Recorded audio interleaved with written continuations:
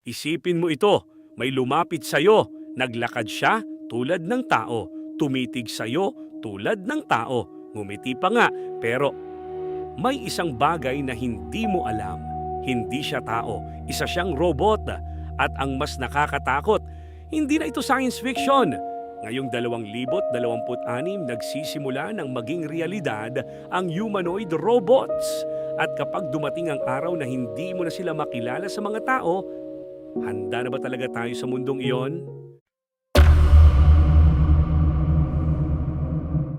Ito ang robot na kayang tumalon, mag-backflip at mag-parkour. Noong una, parang stiff ang galaw. Ngayon, mas fluid, mas natural, mas parang atleta. Kaya niyang mag-balance kahit itulak, kaya niyang bumangon mag-isa. Hindi na siya mukhang machine na gumagalaw. Mukha na siyang nilalang na may control sa sarili niyang katawan.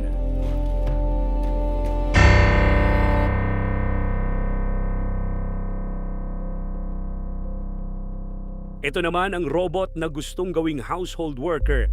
Kaya niyang mag-fold ng damit, magbuhat ng kahon, mag-pick up ng itlog nang hindi nababasag.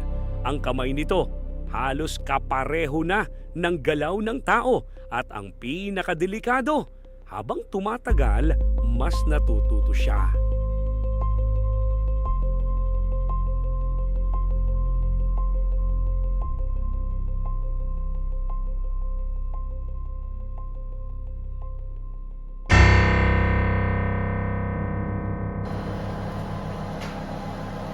Ito ang nakakakilabot dahil hindi katawan ang ginaya niya.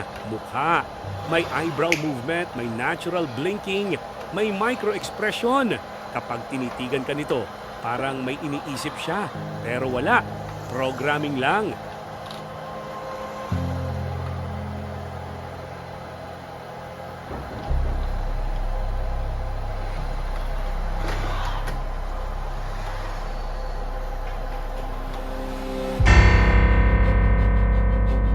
Ito ang target, ang industrial work. Kayang maglakad ng steady, kayang mag-coordinate ng kamay at katawan, kayang magtrabaho sa warehouse na parang tao. Ang goal, palitan ang human labor.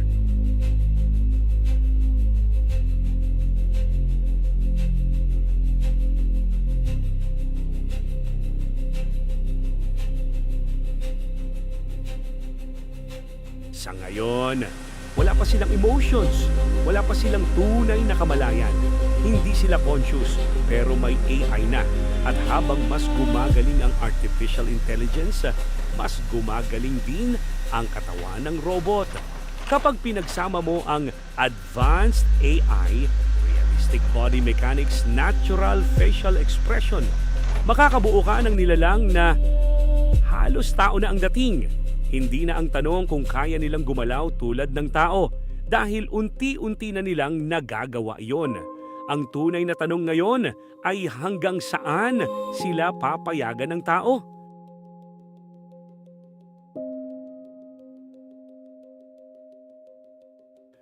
Isipin mo ito. Sa loob ng susunod na 5 hanggang 10 taon, maaaring may mga robot na nagbabantay sa mall, kasama na sa loob ng bahay, tumutulong sa mga factory at baka maging caregiver pa ng mga matatanda. At habang tumatagal, masasanay na lang tayo sa presensya nila hanggang sa dumating ang punto na hindi na natin napapansin ang pagkakaiba. Hanggang isang araw, hindi mo na alam kung sino ang tao at sino ang makina.